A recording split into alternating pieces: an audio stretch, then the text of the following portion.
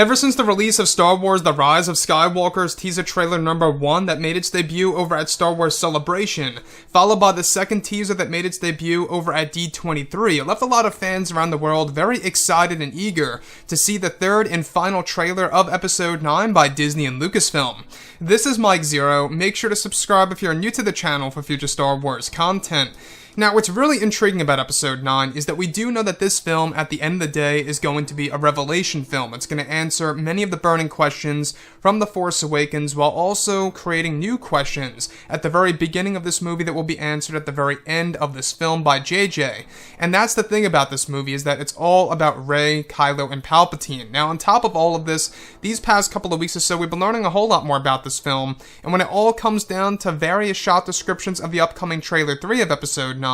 this is where things begin to get very exciting for this movie. Now, specifically, what's really intriguing about all of this is that shot descriptions consisting of a sequence where it's explained that Rey is said to be inside of an ancient Jedi temple, where it's said that there appears to be a campfire scene in the background, where Rey is said to be holding a Jedi holocron with her two hands, where as she holds the device, it's described that the voices of Anakin Skywalker, Yoda, Obi-Wan Kenobi, and even Luke Skywalker are heard in the distance and in the background. That is all said to be brand new dialogue that has never been heard before. The holocron is said to be Luke's that Rey took from his hut on Ahch-To during the events of The Last Jedi, or when she returns to Ahch-To in the film. The next goes over a sequence in which Palpatine is said to be standing in front of Kylo Ren with an ignited red lightsaber, where Kylo Ren's crossguard is said to be pointing and aiming right at Palpatine, where Sidious is described to laugh at Kylo Ren in the shot, where the Knights of Ren are said to be placed behind Kylo Ren in a defensive stance, as if they are ready for battle. The scene is said to be very dark for the upcoming footage, and that Kylo appears furious in the sequence. Another describes a moment in which Luke Skywalker's Force Ghost voice is heard over a shot in which Rey is said to be facing dark Rey in a creepy cave, where Luke's dialogue over the shot is said to consist of him saying something around the lines of how to not fall to fear and anger. So let's go over a couple of parts about this. Now, the great thing about the new trailer of Episode 9 is that we do know that this, of course, new footage that's set to debut on October 14th, that's what Disney and Lucasfilm aim to do for the release of the upcoming trailer, is of course that this new footage is really going to establish of how dark the movie's going to be. And I think that's the strong point about Episode 9, is the fact that JJ is really trying to make it a very dark Star Wars movie. And in a way it is strange, because it's the end of the Skywalker saga, you want it to be a hopeful movie, right? But at the same exact time, you need those dark tones. Since Palpatine is in this film, it just makes a lot of sense as to why they would go down that route. So, one of the scenes that I really want to go over, that's all set and ready to appear in the upcoming footage, involves, of course, Rey meditating with a Jedi holocron that is said to be Luke Skywalker's holocron. Now, in case you guys are unfamiliar with holocrons, these are iconic pieces of the Star Wars franchise that are more well known in the animated TV series such as Star Wars Rebels. Now, with that being said, we do know that Disney and Lucasfilm, they have a big plan in place in order to use The Rise of Skywalker as a way to really boost the familiarity of holocrons to new and casual fans alike around the world.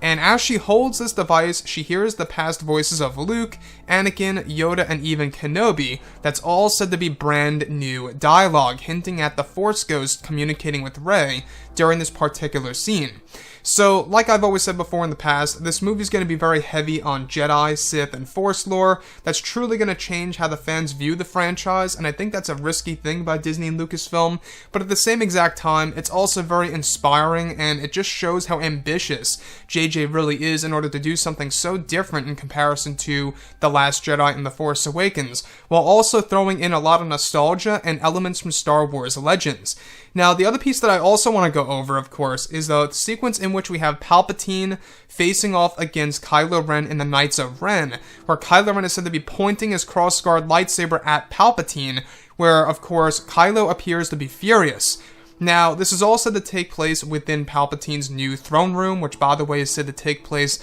underneath the surface of Exegol, which is a nice little callback to Ralph McQuarrie's original take on Palpatine's throne room in, of course, Return of the Jedi. And that's what I love so much about this, is that they really are bringing us back to the original ideas of Return of the Jedi. That's going to be a big part of Episode 9 in order to really give it a different theme, if you will, for a Star Wars movie. You know, Palpatine's new throne room is now said to be more around the lines based inside an actual natural environment. And I think that's going to be very intriguing to see on the big screen for sure when it comes to his new throne that is said to stand around 10 feet high, with thorns sticking out each side. So it sounds like a very, you know, medieval type of throne that Palpatine is sitting in, and when he's confronting Kylo Ren and the Knights of Ren, and I cannot wait to see exactly what's going to happen from that point on forward. So on top of all of this, guys, let me know what you think about all of this below in the comments, and if you guys did enjoy the content for today, do make sure to drop a thumbs up on this video to support the channel. I thank you all so very much for the kind support, and I'll catch you guys next time.